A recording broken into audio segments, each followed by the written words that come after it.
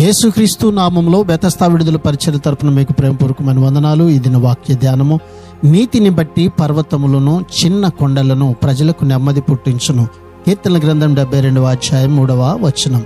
న్యాయవర్తనకు ఫలితమే శాంతి సమాధానాలు.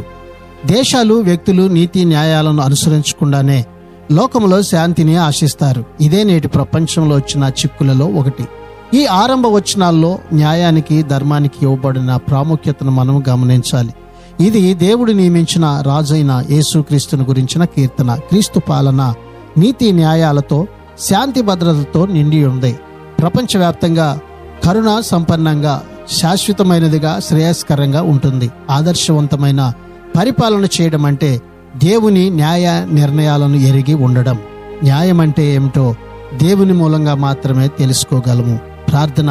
మమ్మలను మిక్కిలిగా ప్రేమించిన మా ప్రియ పరలోకపు తండ్రి యేసయ్యా, మరొక నూతన దినాన్ని మాకు ఇచ్చినందుకు నీకు వందనాలు, స్తోత్రాలు చెల్లిస్తూ మేము నీతి న్యాయాలను ప్రేమించుచు జీవించే ధన్యతను ఈ దినాన్ని మా అందరికీ దయచేయమని యేసు పరిశుద్ధ నామములో ప్రార్థించి అడిగి వేడుకుంటున్నాం తండ్రి. ఆమేన్.